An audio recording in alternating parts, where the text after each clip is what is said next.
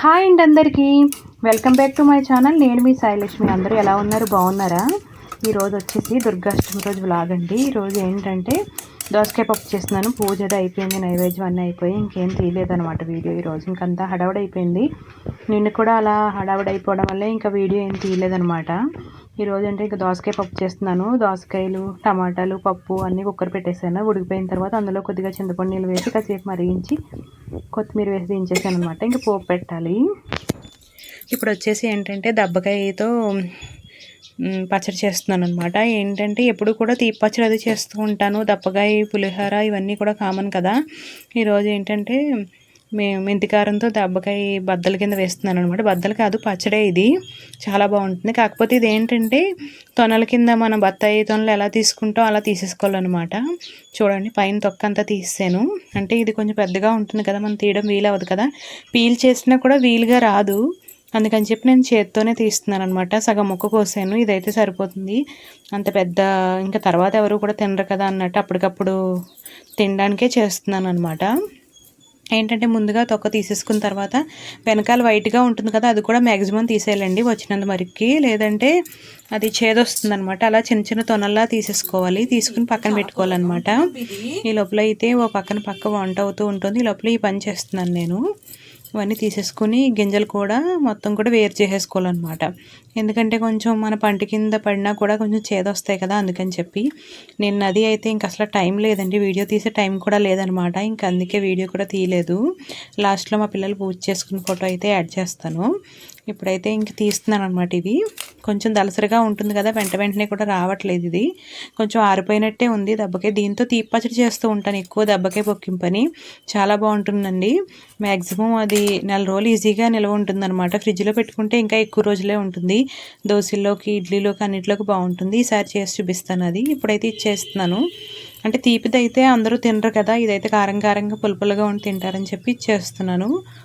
ఇప్పుడైతే ఇగో మొత్తం కూడా ఇలా మొత్తం తొనలకి ఉన్న తెల్లగా ఉన్నదంతా తీసేస్తున్నాను. తొక్కలంతాను తీసేసిన తర్వాత చిన్న చిన్న వాటిల కింద తీసేసుకుని దీనికి సరిపడా ఉప్పు, కారం, నూనె అన్నీ కలిపేసుకోవడమేనండి. లాస్ట్లో ఇంగు నూనె కాచిపోసుకుంటారనమాట.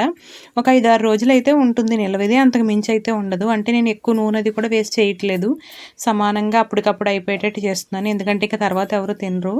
సరిపడా ఉప్పు అది వేసాను. మెంతికారం చెప్పాను కదా, ఆవాలు, మెంతులు, ఎండుమిరపకాయ, కొద్దిగా ఆయిల్ వేసి వేయించేసుకుని అది పొడి కొట్టుకుని ఎప్పుడు రెడీగా ఉంటుంది నా దగ్గర. ఎక్కువ నీళ్ళకి యూజ్ చేస్తూ ఉంటానని చెప్తాను కదండి, అదే అనమాట. చాలా సింపుల్గా అయిపోతుంది. టేస్ట్ అయితే చాలా బాగుంటుంది అనమాట. ఎప్పుడైనా ఎవరైనా ఇంటికి అది వచ్చినా గమ్మున ఏదైనా పచ్చడి కావాలన్నా కూడా ఇది అప్పటికప్పుడు చేసి ఇచ్చండి, చాలా బాగుంటుంది. ఇప్పుడైతే ఇందులో ఇగో మెంతికారం కూడా వేసి సరిపడా వేసి కలుపుతున్నాను. ఇందులో కొంచెం ఎక్కువే పడుతుంది, దెబ్బకాయ కదా, పులుపు ఎక్కువ ఉంటుంది. శుభ్రంగా మంచిగా కలిపేసుకోవాలి. ఉప్పు, కారం అన్నీ దానికి పట్టేలా కలిపేసుకున్న తర్వాత చూసుకోవాలి, ఇంకేమైనా పడుతుందేమో చూస్తున్నాను. అంటే ఇది ఉజ్జాయింపు కన్నా కొంచెం కష్టంగానే ఉంటుంది కదా, ఎందుకంటే పులుపు ఎక్కువ కదా. అందుకని ఇంకొకసారి చూసుకున్న తర్వాత ఇంకా పడుతుందేమో అని చెప్పి వేసిన తర్వాత ఇంకా కొంచెం ఆయిల్ వేసి, కొంచెం పోపు వేసి, ఇంగు వేసాను. ఇంగు వేసి ఆ వేడి నూనె పోసాను అనమాట దీని మీద. అంటే స్మెల్ అది చాలా బాగుంటుంది, ఇంగు వాసన తగులుతూను. ఉప్పుడు పిండికైనా ఏ టిఫిన్కైనా బాగుంటుందండి ఇది.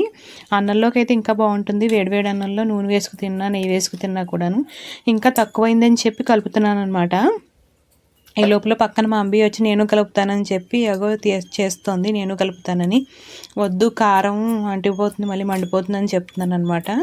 ఇంట్లో ఉన్నారు కదండి వీళ్ళు, వీళ్ళకి తొయ్యట్లేదు, నన్ను బుర్రపని చేయనివ్వట్లేదు, ఏదో గొడవ చేస్తూనే ఉంటున్నారు.